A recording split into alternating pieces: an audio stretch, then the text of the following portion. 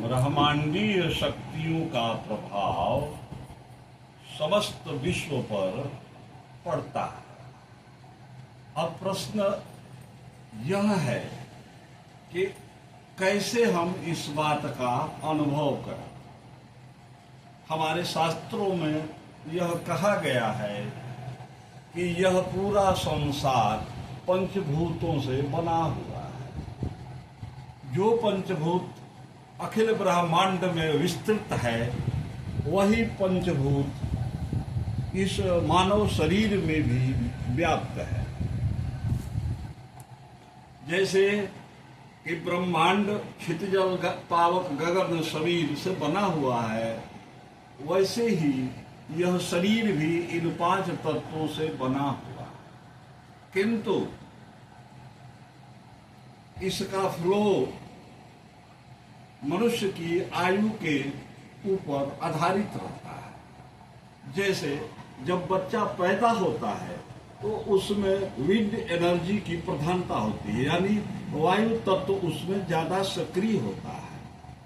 वायु तत्व के प्रभाव से बच्चे हमेशा अपने हाथ और पांव को चलाते रहते हैं, हिलाते डुलाते रहते हैं।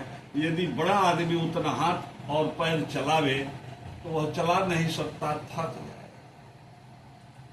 यह अवस्था बच्चों में लगभग 5 वर्ष तक ज्यादा होती है। 5 वर्ष के बाद वायु तत्व का प्रभाव घटने लगता है और अग्नि तत्व का प्रभाव धीरे धीरे बढ़ने लगता है। जो जो वायु तत्व घटते जाता है, अग्नि तत्व बढ़ते जाता है। इस सिद्धांत के अनुसार यह देखें कि जो वायु होती है वह अग्नि को प्रज्वलित करती है।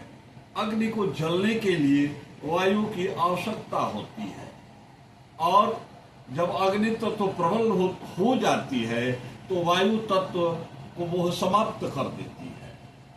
तो जब बच्चा 15-16 में जाता है तो उसमें अग्नि तत्व की प्रधानता परिलक्षित होने लगती है। धीरे धीरे सही जब वह 18 वर्ष की अवस्था में आता है तो उसमें अग्नि तत्व बहुत ही प्रबल हो जाती है।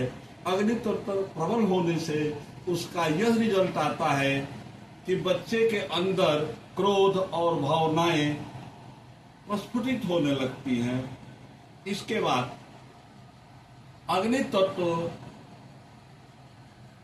की अवस्था 25 वर्ष तक लगभग चलती है। 25 वर्ष के बाद जब अग्नि जल जाती है तो राख बनता है। जब राख बनता है तो वह मिट्टी का स्वरूप होता है। लगभग 25 वर्ष की अवस्था से किसी भी व्यक्ति में, इंसान में पृथ्वी तत्व की प्रधानता होने लगती है। अग्नि जब किसी चीज को जलाती है तो वह उसको खाक बना देती है और वह खाक पृथ्वी तत्व यानी मिट्टी में परिवर्तित हो जाता है। 25 वर्ष के बाद मनुष्य का शरीर कुछ मोटापन होने लगता है। ऐसा सभी केसों में नहीं होता है, लेकिन ज्यादातर स्थितियों में ऐसा होने लगता है। इसके बाद अग्नि तत्व के बाद नंबर आता है जल तत्व का। पृथ्वी तत्व के बाद आता है जल तत्व का।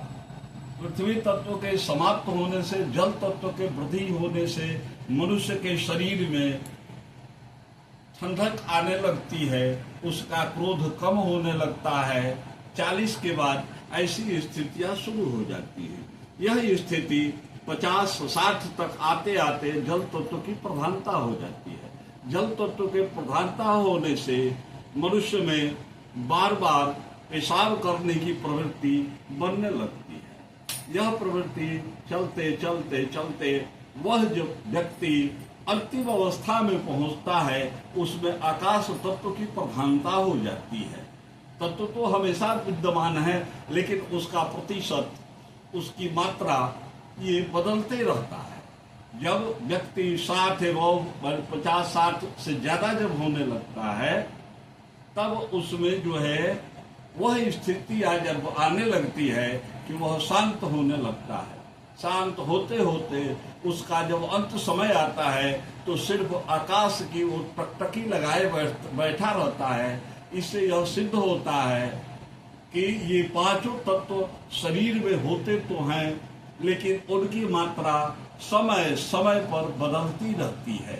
आज के लिए इतना ही। फिर आज आप हमारे वीडियो को देखें, बाकी बातें हम अगली वीडियो में बताएंगे। धन्यवाद। नमस्कार। नमस्कार।